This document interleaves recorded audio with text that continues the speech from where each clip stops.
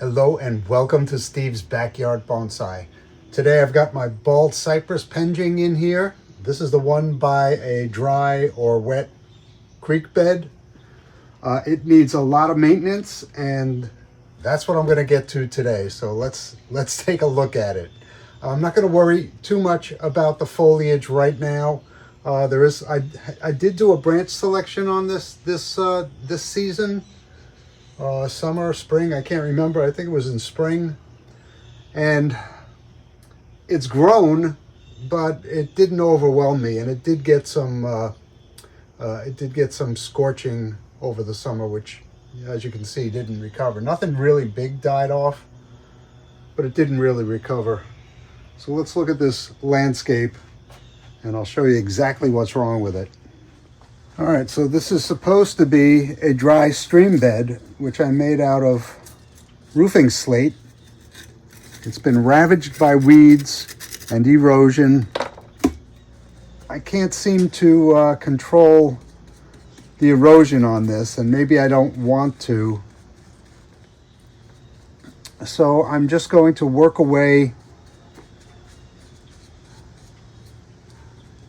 at the bank and try and figure out how to deal with that erosion more long term. Now, I've never really entertained using fish tank gravel, but I have some, and if I can make a more stable bank in areas, to halt the erosion, probably can't stop it, then this dried stream bed looks a lot better. Kind of looks good right here with greenery growing up into it. Oh, look at this. That's a spotted lanternfly wing. I haven't seen very many, but they are around. So these rocks were here to stabilize the trees. I probably still need them. Big spider's web under that rock or something, some sort of fungi. Oh, here too. What's going on? Maybe it's beneficial. So I had a lot of erosion here, and this is eroded here, and I kind of like the level that it's at, and it looks pretty stable. So we'll see what we can do with it. These weeds get very big and very out of hand quickly. I think they flower. I don't remember exactly. But you can see the fractal nature of them. If you see how small they start out and then they get big and the roots get in there. So if you're going to do something like this, you got to be vigilant. These trees are getting a nice buttressed base. The main trees anyway, and the other trees were all cuttings from this. Actually, I had other trees. I think I had 3 original trees, and one of them died. The rest of this is all cuttings from the original trees, which I do a lot. So just cleaning up the stream bed. And then I'll move to I got a tree growing right up against the stream bed here, so that should be nice once the roots, begin to show themselves. You can see that I've got to hide the plastic tubing a little better. We're going to try the aquarium gravel. From a maintenance standpoint, once just a daily maintenance standpoint, I end up watering the 2 banks very thoroughly, and then I flood the creek, and it stays flooded for a little while. It goes down slowly, and it just keeps watering the planting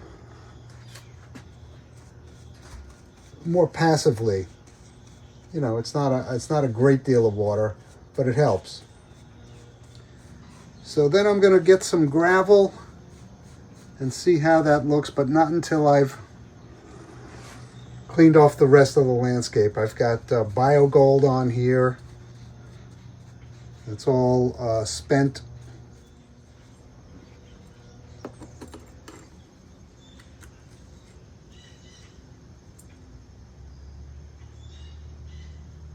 I gotta get a little shovel or make one for situations like this. Something sharp at the bottom. Yeah, I really like the shoreline here. That's cool. It just blends in. You don't see anything. It had overtaken the boundary that I had put in there, but that's fine. All right, now I'm gonna clean up the landscape, and I'll do that in time lapse. I'm just gonna take it down and make sure that it's water permeable, and then we'll deal with how I'm gonna fix it up, and then maybe we'll look at the trees.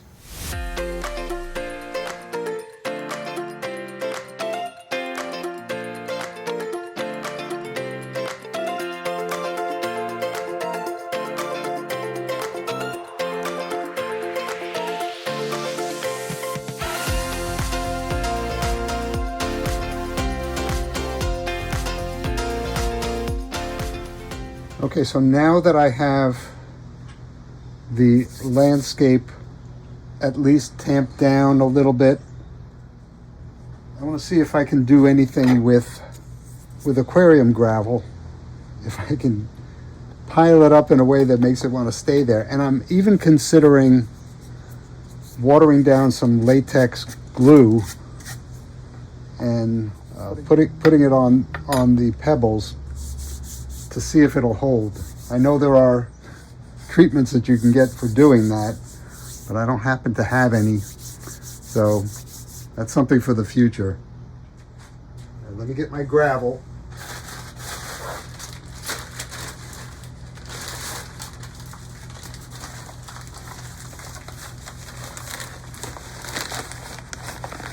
And this is stuff I had left over from when I had a fish tank. It looks to be the right color and consistency for this purpose.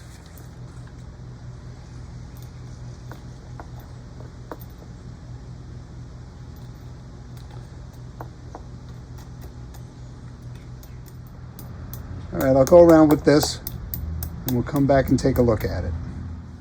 All right, this is a combination of aquarium gravel and some river gravel that was sent to me by Buffalo Bonsai Andrew some time ago, and I said I knew just what I was going to do with it, and this was it.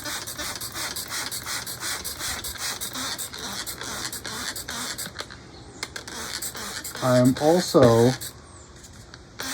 I don't know if it's because I have it and I want to keep trying to use it, but I'm going to put that moss powder that I made last year on this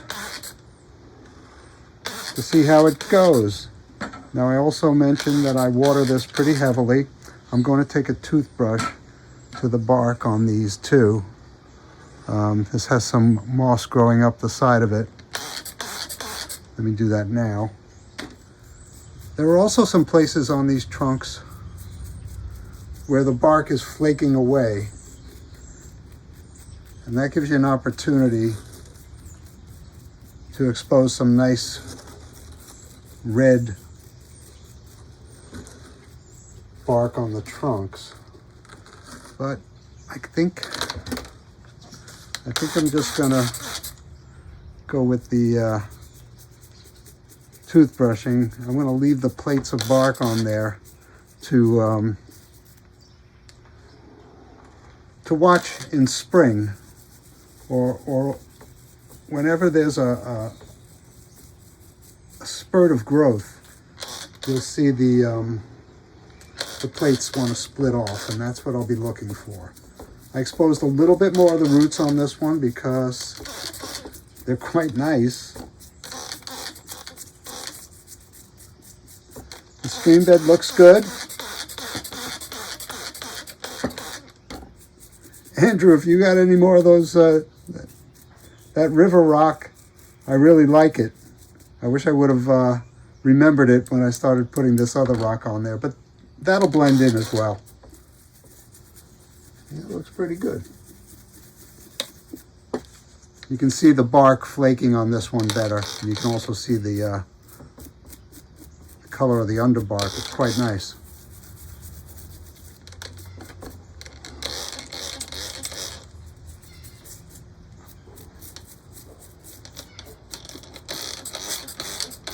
Look at that nice little buttress.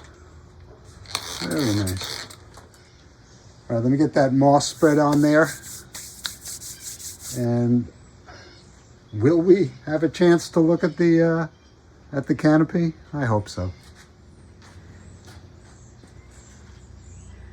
All right, let's see if this little mixture stays in there, helps keep things from washing away, and maybe grows some nice moss. I'm going to keep the center free of it. Put it over here where there's a deficit of any kind of soil.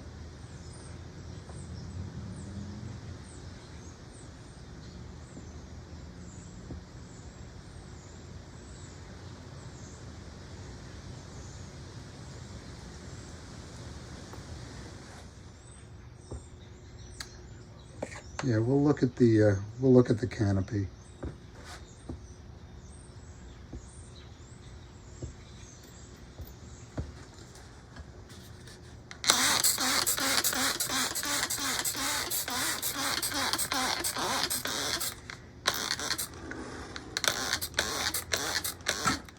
And this is just in a mica pot, very deep. I thought that would be good for these roots. And I keep it very wet. And over winter, I have this on the ground outside, actually on gravel outside. That's a different look for it, but I do like it.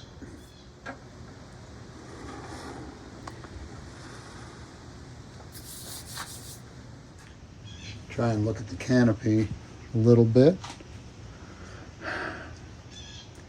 It's, you know, it's too tall. So I'm just going to wait until, I'm not sure what I should wait until. I could do some branch selection now, but I have a feeling the tree's going to do its own branch selection pretty soon. So why don't I wait until spring for that? Maybe the height, maybe just the height.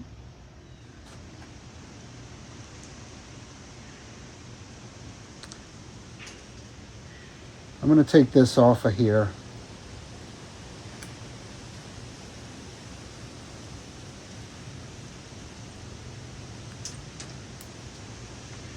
And I'll put this outside where I already have some bald cypress cuttings that have rooted. I'll put that out with it. I'm going to select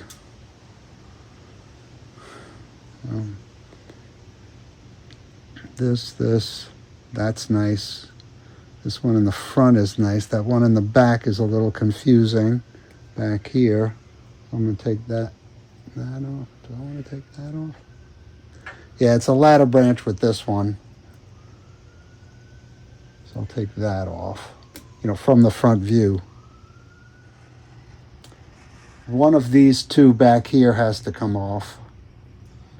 I got to figure out which one.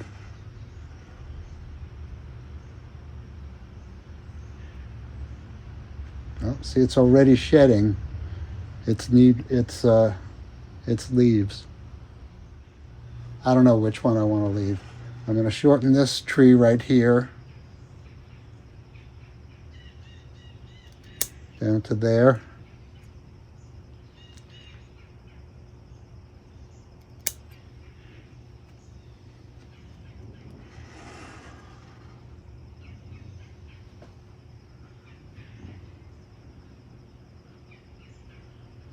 Oh.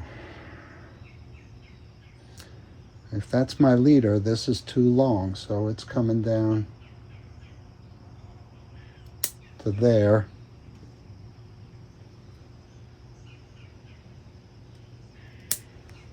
That to there. I like the way this opens up this scene like a curtain. So I'm just going to take the end off. And I'll just take the end off of this one as well. I'm going to leave all this lower stuff. Here's something that's dead. Here's something above it that's dead. A lot of confusion at the top of this tree.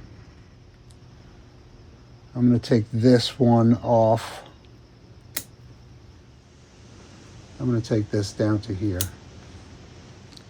A lot of interference going on here, but I think I would rather work with the spring foliage in there. This is always going to be a problem. I'm going to take this down to here. I'm going to take this branch off of there. Once again, I think of this as a forest, so these trees are growing together, and if branches are interfering with one another, well, that's not good. Even from this view, I like the way this encapsulates the river bottom. Let me try something. Move the rocks where they would want to go if the water was moving through here. And I want this to gain vigor. And these trees were just tiny cuttings. This is interfering with this one. So I think I'll cut this one back. And just cut the tip off of that. We might get some more growing, but for the most part, this is stopped.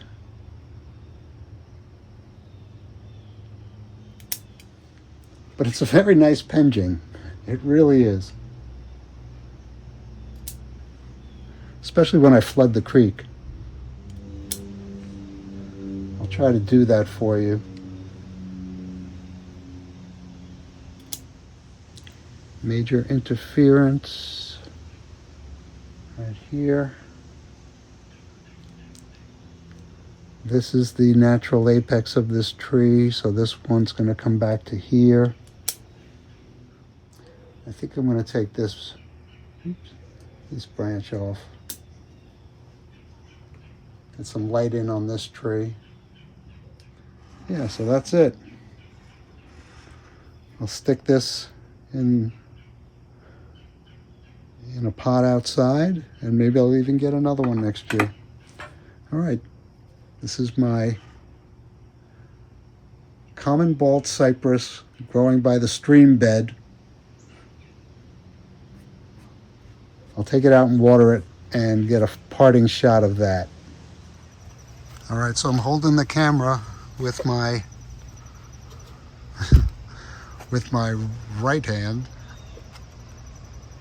All right, so I'm holding the camera and I'm watering my penjing.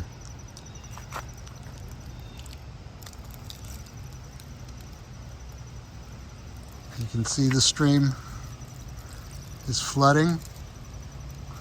A little more debris in there than I'd like to see. Let's see.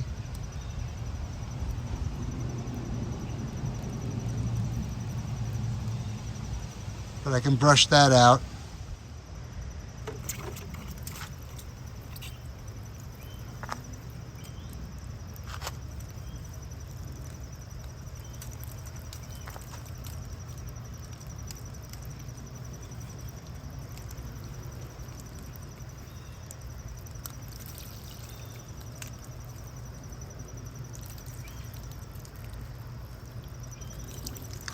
All right, behind it is my Shimpaku juniper, the one that started in Wisconsin by Candace. This is my eastern red cedar forest, looking much better than it had been. This is hard to do. I've got some bald cypress cuttings back here and some baby jacarandas here. This is my dawn redwood forest, and I've made an observation about both jacarandas and dawn redwoods. But you've got to surrender to the canopy, because you're not going to get miniature branching.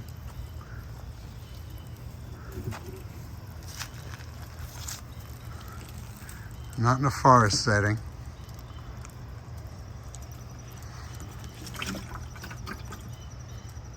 Step back and look at that.